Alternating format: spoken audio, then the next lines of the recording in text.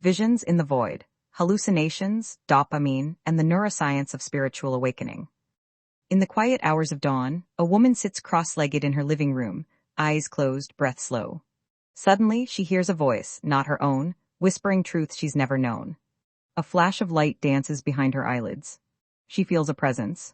Is she losing her mind or finding it? Hallucinations, long stigmatized as symptoms of psychosis, are increasingly being re-examined through the lens of spiritual transformation. From ancient mystics to modern seekers, altered states of consciousness have often been accompanied by vivid auditory and visual phenomena. But what causes these experiences? And why do they so often coincide with moments of profound personal awakening? Recent research suggests that the answer may lie in the brain's neurochemical symphony, particularly the role of dopamine, a neurotransmitter associated with reward, motivation, and perception. As spiritual practices like meditation, fasting, and breathwork alter brain chemistry, they may trigger hallucinatory experiences that feel both otherworldly and deeply personal.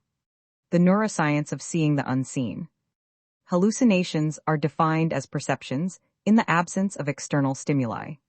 They can be auditory, hearing voices or sounds, visual, seeing lights, figures, or patterns, tactile, olfactory, or even gustatory. While commonly associated with psychiatric conditions like schizophrenia, hallucinations also occur in healthy individuals under specific conditions: sleep deprivation, sensory isolation, intense stress, or spiritual practice. At the heart of many hallucinations is dopamine. This neurotransmitter plays a crucial role in modulating attention, expectation, and salience, the brain's way of tagging what's important.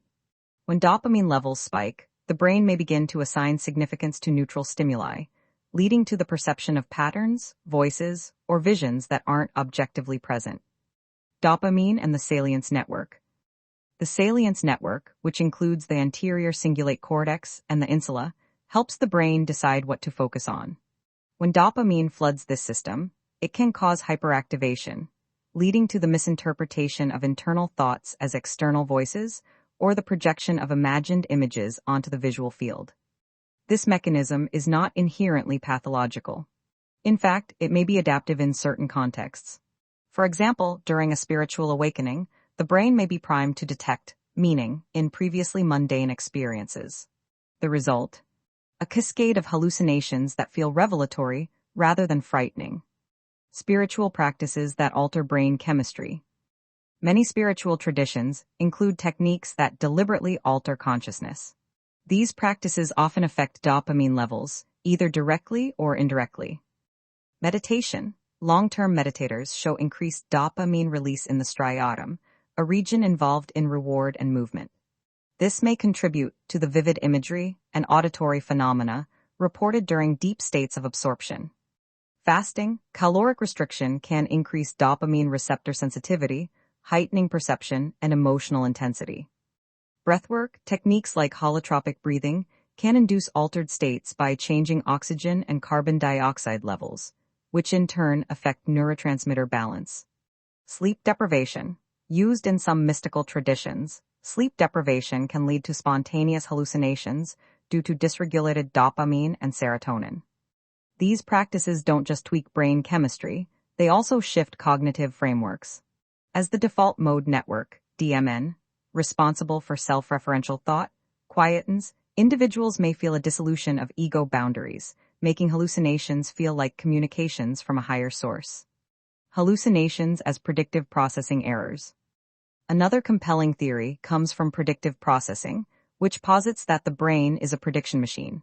It constantly generates models of reality and updates them based on sensory input. When dopamine levels are high, the brain may overweight its predictions and underweight actual sensory data. This can lead to hallucinations, perceptions driven more by expectation than reality. During a spiritual awakening, the brain may be flooded with new beliefs, symbols, and emotional salience. These internal models can override external input, creating a hallucinatory experience that feels deeply meaningful. In this view, hallucinations are not glitches. They're the brain's attempt to reconcile new paradigms with old sensory frameworks. Historical and cultural perspectives. Hallucinations have long been part of spiritual narratives.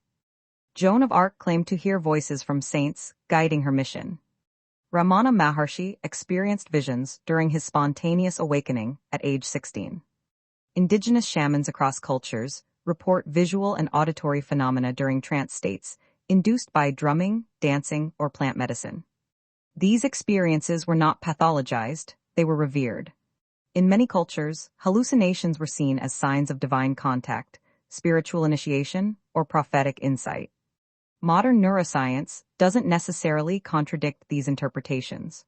Instead, it offers a framework for understanding how spiritual practices can reliably induce altered states, and why those states often include hallucinations. The fine line between madness and mysticism. The overlap between psychosis and spiritual awakening is both fascinating and fraught. Psychiatrist Stanislav Grof coined the term spiritual emergency to describe crises where individuals experience intense hallucinations, ego dissolution, and existential insight.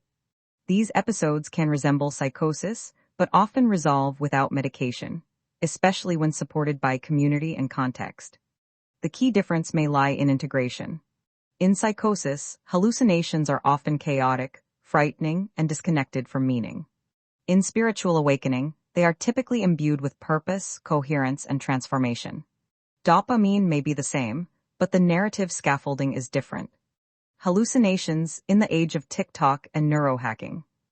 As interest in spirituality surges online, more people are experimenting with techniques that induce altered states. TikTok and YouTube are filled with testimonials of third eye openings, downloads from the universe, and light code activations. While some dismiss these as delusions, others see them as democratized mysticism. Neurohacking communities are also exploring ways to modulate dopamine through supplements, nootropics, and brainwave entrainment. The goal? To induce visionary states without psychedelics.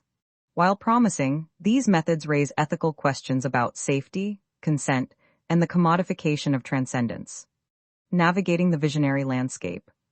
So what should seekers know before diving into practices that may induce hallucinations? Context matters. Hallucinations are not inherently dangerous, but they can be destabilizing. A supportive environment and clear intention are crucial. Integration is key. Journaling, therapy, and community dialogue can help make sense of visionary experiences. Know your neurochemistry. Understanding the role of dopamine can demystify the process and reduce fear. Respect the mystery. Not all hallucinations can, or should, be explained away. Sometimes the unknown is part of the journey. Final reflections, the brain as a portal. Hallucinations during spiritual awakening are not mere glitches in the system. They may be the brain's way of opening a portal, one that bridges the empirical and the ineffable, the neurological and the numinous. As science continues to explore the mechanisms behind these phenomena, it may also uncover deeper truths about consciousness itself. In the end, whether you call it dopamine or divinity, the experience of seeing beyond the veil remains one of humanity's most profound mysteries.